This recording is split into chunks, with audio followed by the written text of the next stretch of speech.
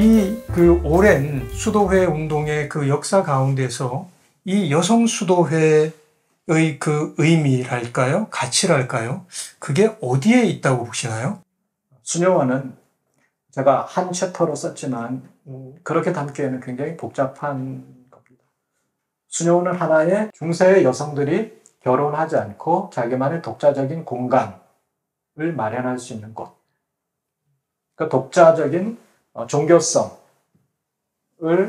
구현할 수 있는 곳. 긍정적으로 바라볼 때 그런 거죠. 근데 또 한편으로 수녀원은 또 다른 억압의 공간이게 됐거든요. 죄가 누구 때문에 들어왔습니까? 이렇게 물으면 안 되는 거죠, 김선영 박사. 보통 이제 교회에서 교부들은 그렇게 얘기하지 않습니까? 하와의 범죄로 인해서 죄가 들어왔다는 게 이제 교부들이 가지고 있는 여성 인식이 아주 많은 부분인데 그런 게 있지 않습니까? 그래서 죄는 어떻게 해야 됩니까? 단절시켜야 되는 거죠. 죄는 가두어야 되는 거죠. 사실 여성 수도회, 수녀회는 그런 역할을 한 공간이기도 했거든요. 그래서 남자 수도회 대비 동세 수도원이 여성 수도회가 훨씬 더 많습니다. 정말 창살 안에 가두어 버리는 거죠. 그러니까 이 사실은 모순과 역설이 있는 거죠. 가두어진 공간인 동시에 오롯하게 여성들이 가정이라는 가부장제의 테두리를 넘어서서 자기만의 종교성, 자기만의 정체성을 구현할 수 있는 이런 공간이기도 했습니다. 근데 제가 특별히 이 수녀회에 대해서 포커스를 둔 부분은 중세 말이거든요. 중세 말에 그러한 여성들, 가두어진 여성들 중에 일군의 수녀들이 이른바 환시가, 비전홀이라고 불리는 이런 사람들이 이제 등장하게 됩니다. 중세 말이 어떤 시기냐? 우리가 가장 잘 아는 흑사병, 백년전쟁 다 들어보셨죠? 그리고 교황청이 분열이 돼서 교황이 2명이 생기고 3명이 생기고 막 이런 시기가 있었더랬거든요. 이 시기를 우리가 이렇게 표현할 수 있겠죠.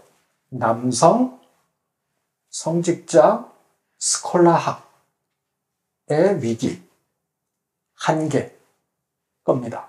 거기에 등장했던 여성들, 수녀들, 한시가들은 그런 남성 성직 위계, 스콜라학의 성직자들이 풀어내지 못하는 그 위계를 여성이 성직자 아닌 수녀는 속인인 거죠. 성직자가 아닌 거죠. 그리고 그들이 쓴 언어는 뭐였겠습니까? 라틴어였을까요? 속어라고 불리는 자국어, 영어나 프랑스어, 독일어 같은 이런 속어 문화학을 가지고 글을 쓰고 성여전이나 성인전을 쓰고 하는 여성 속인 속어라는 또 다른 중세 이전에는 크게 도드라지지 않았던 그러한 정체성을 보여줬던 일본의 그룹이거든요. 이것이 왜 중요한가 하면 이 정신이 결국은 종교개혁의 정신과 맞닥뜨려 있거든요. 종교개혁은 신학적으로는 스콜라학의 반대에서 나온 이른바 영어 성경, 독일어 성경 이런 라틴어 중심의 세계관을 극복한 세계인 거죠.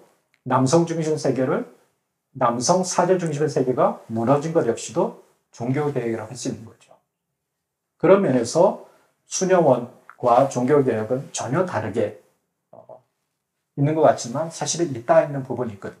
루터가 종교개혁하면서 성경을 번역했을 때 그 루터의 독일어 성경 번역의 독자군 중에 아주 많은 포션을 차지하는 독자분들이 수녀들이기도 했더랬습니다.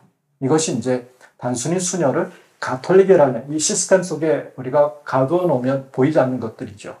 이러한 여성 한시가 속어 문학 이것이 종교개혁과 연동돼 있다라는 게 사실은 이 중세 말에 수녀원이 지닌 중요한 함의라고 이해할 수 있을 것 같습니다.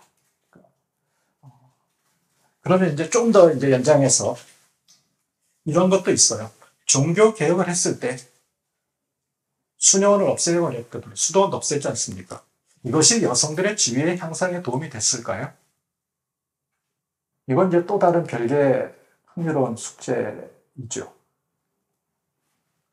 옥 대표님이 말씀하신 빙예의 힐데가르트나 아시시의 클라라나 줄리안의 노리츠나 마저리 캠프나 이런 수많은 여성 환시가들이 이른바 중세 말 유럽 가톨릭 수녀회 내에는 존재했습니다. 그런데 여러분 중에 종교개혁기에 혹은 그 이후에 도드라지게 우리가 기억할 만한 여성의 이름 루터 와이프 말고 있을까요? 없거든요. 이게 이제 수녀원이 가진 모순과 역설이기도 한 거죠. 공간성이라는 것. 그들만의 오롯한 영성이든 정체성을 나타낼 수 있는 그 공간, 이른바 안전한 공간이 제한되긴 했지만 그 공간이 있었다는 것 자체가 그 속에서 자기들만의 색깔을 드러낼 수 있는 기회가 됐다는 겁니다. 이런 면에서 종교개혁은 또 다른 측면에서 바라보자면 사제 중심의 가부장제 종교가 이른바 남편과 가정을 중심으로 하는 전통적인 우리네 가부장제 종교로 전환된 것에 불과한 것일 수도 있다는 겁니다.